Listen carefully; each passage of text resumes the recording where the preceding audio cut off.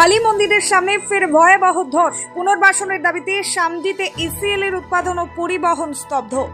পশ্চিম বর্ধমান জেলার সলানপুর ব্লকের সামডি গ্রাম পঞ্চায়েত এলাকায় ফের দেখা দিল ভয়াবহ ধসের আতঙ্ক।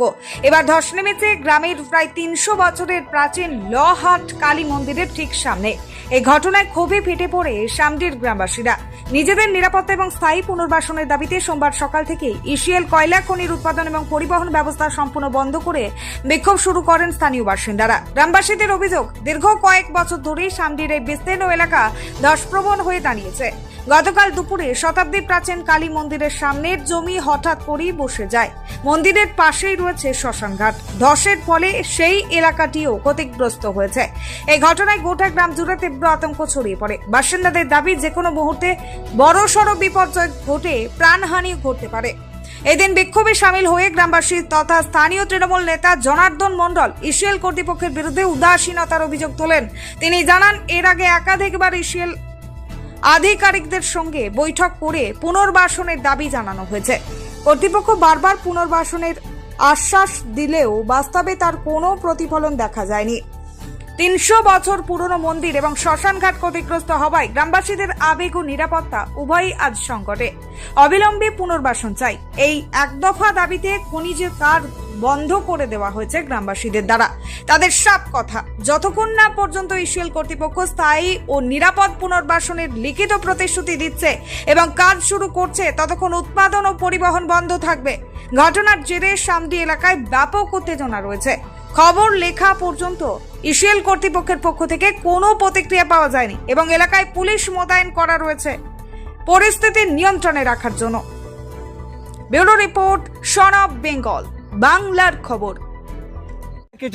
কাল দুপুর 2টা নাগাদ এখানে একটা আমাদের লোহাট যে কালী মন্দির, শ্মশান কালী মন্দির, দীর্ঘ 300 বছরের প্রাচীন কালী মন্দির, এই কালী মন্দিরটা ধসের কারণে গোটাতেই বাউন্ডারি পড়ে যায় এবং অনেকটা গর্ত পরিমাণে বসে যায় মাটিতে।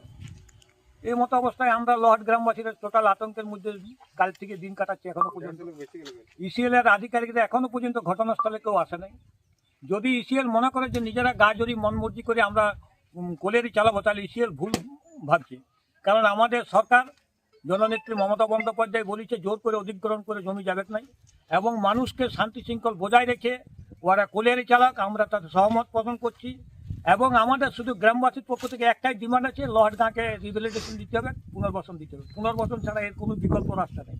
আর পুনর্বাসন না হওয়া পর্যন্ত আমরা কোনো মতে কোনো ফয়সালা করবো না। কারণ এর আগে আমাদের গ্রামে দুর্গা মন্দিরে বসে মাননীয় বিধায়ক, আমাদের আসানসোলের মেয়র বিধান উপাধ্যায়ের সামনে ইসিএলের আধিকারিক তৎকালীন ছিলেন এনকে নন্দী সাহেব, জিএম সাহেব, উনি কমিটমেন্ট করেছেন যে হ্যাঁ লোহাট গাঁকে পুনর্বাসন করে দেওয়ার ব্যবস্থা আমরা যথারীতি করছি। এবং ইসিএলের আধিকারিক, পুলিশ প্রশাসন সবাই ছিল, থানা এসি ফাইসি সবাই ছিল। সেই সময় থেকে কিন্তু দীর্ঘ 5টা বছর পেরিয়ে গেল, লোহাট গাঁয়ের পুনর্বাসন সম্বন্ধে ইসিএল কোনো আধিকারিকেরা কোনো রকম কোনো চিন্তা ভাবনা করছে না। যতক্ষণ না আমাদের গাঁ পুনর্বাসন হয়েছে ততক্ষণ পর্যন্ত আমরা কোলেরই চলতে দেবো না এবং ট্রান্সপোর্টিং চলতে দেবো না। ইসিএল আধিকারিক যা করার আছে তাতে করুক। আপনারা কখন থেকে বন্ধ রেখেছেন? আমরা কাল বিকেল থেকে বন্ধ রেখেছি, সন্ধ্যা 6টা থেকে। কি চাইছেন আপনাদের দাবিটা কি? আমরা চাইছি লোহাট গাঁকে পুনর্বাসন দেব। এর আগেও তো বহুবার জানিয়েছেন, অনেকবার বলেছি, কিন্তু ইসিএল ম্যানেজমেন্ট মানে নাই। আমাদের এমএলএ সাহেবের সঙ্গে বসে যখন একটা কথাবার্তা হয়েছে, সেই কথাবার্তা ফুলফিল করতে হবে ইসিএলকে। যতক্ষণ না ফুলফিল হয়েছে ততক্ষণ পর্যন্ত আমাদের কাছে টোটাল পেপারস আছে। ইসিএল কোনো আধিকারিক এসেছে না, এখনো পর্যন্ত ঘটনাস্থলে কোনো ইসিএল এর আধিকারিক আসেনি। হ্যাঁ, কি হয়েছে? কি হবে আর, মানে একদম অবস্থা পরিস্থিতি দেখতে তো পাচ্ছেন আপনারা। কি হয়েছে বলুন? ধসটা কিভাবে নেমেছে দেখতে পাচ্ছেন, একবার দেখে আসুন। এবারে গ্রাম যে সামনে আছে, সেই সামনের পরিস্থিতি গ্রামটা কি হবে? এটা তো মন্দির তো পড়েই গেছে। এবারে দেখুন তো আবার গ্রামটা কি হবে। কখন হয়েছে ধসটা? ধসটা হয়েছে রাত 2টা আড়াইটা অবধি। কতটা এলাকা জুড়ে হয়েছে? মোটামুটি কিছু না হলো 2 কিলোমিটার। কি এই ধসের কারণ কি, মানে কি বোঝা যাচ্ছে? কারণটা কি? এবারে কয়লা চোর, প্রশাসন চুরি করাচ্ছে। প্রশাসন চুরি করার পথে যা অবস্থা করছে তাই তো করছে। তো প্রশাসনের ওপর বলার কোনো অধিকার নেই, কারো কিছু বলার কিছু ক্ষমতা নেই। প্রশাসন বলতে ইসিএল ইসিএল সম্পূর্ণ ইসিএল এটাই করেছে ইসিএল। ব্লাস্টিং এ হয় থাকে। হ্যাঁ ব্লাস্টিং এর ভয় মানে কি, ব্লাস্টিং তো একদম অবস্থা খারাপ, ঘরে থাকা মুশকিল।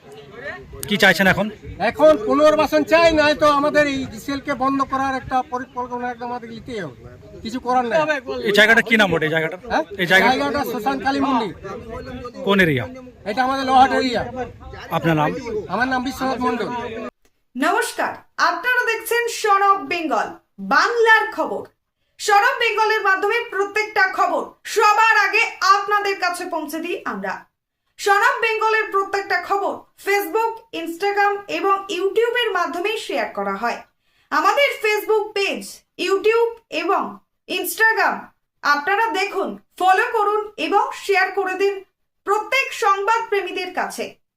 আমাদের ফেসবুক পেজে যান, সেখানে গেলে দেখতে পাবেন রাজনীতি, খেলার খবর এবং বিনোদন জগতের সমস্ত আপডেট সহ লোকাল খবরের খুঁটিনাটি উপলব্ধ।